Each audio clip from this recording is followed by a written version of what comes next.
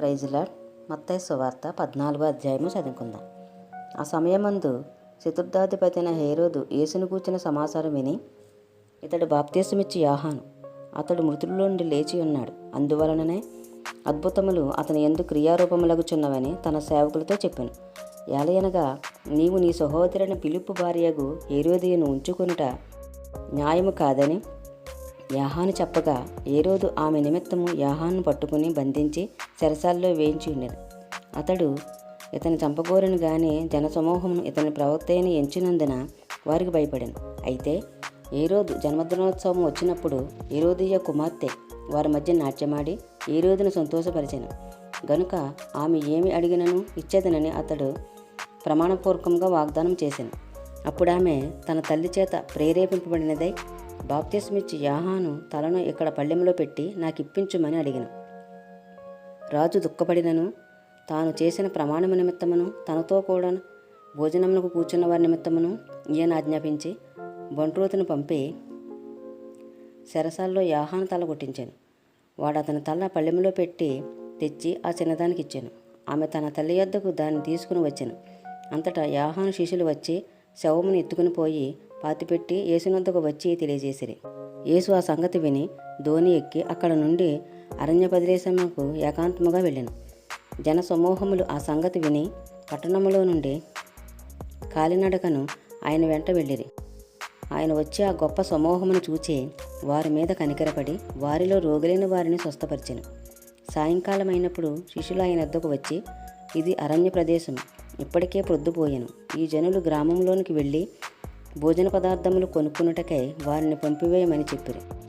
యేసు, వారు వెళ్ళనక్కర్లేదు, మీరే వారికి భోజనం పెట్టుడని వారితో చెప్పగా, వారు, ఇక్కడ మన యొద్ద 5 రొట్టెలను 2 చేపలను తప్ప మరేమీ లేదని అతనితో చెప్పిరి.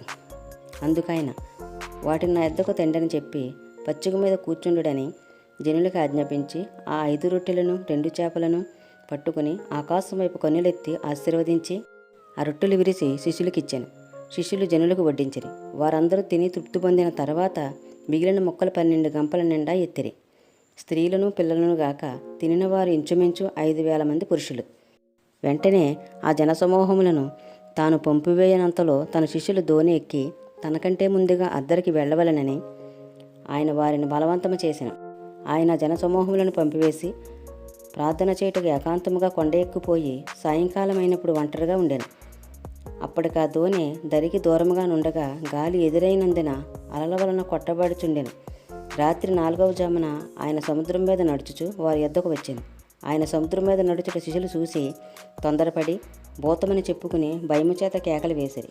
వెంటనే యేసు ధైర్యము తెచ్చుకునడే, నేనే, భయపడకుడని వారితో చెప్పగా, పేతురు, ప్రభువా, నీవే అయితే నీళ్ల మీద నడిచి నీ యొద్దకు వచ్చుటకు నాకు సెలవిమ్మని ఆయనతో అనెను.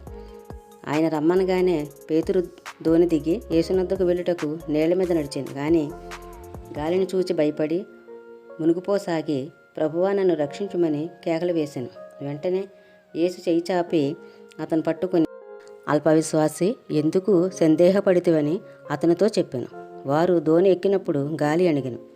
అంతటా ధోనిలోనున్న వారు వచ్చి, నీవు నిజముగా దేవుని కుమారుడివని చెప్పి ఆయనకు మ్రొక్కిరి. వారద్దరికి వెళ్ళి గెన్నెసరేతు దేశమునకు వచ్చిరి. అక్కడ జనులు ఆయనను గుర్తుపట్టి చుట్టుపట్లనున్న ఆ ప్రదేశం అంతటికి వర్తమానం పంపి రోగులందరినీ ఆయన వద్దకు తెప్పించి, వీరిని నీ వస్త్రపు చెంగు మాత్రము ముట్టనిమ్మని ఆయనను వేడుకునిరి. ముట్టిన వారందరూ స్వస్థత నొందిరి.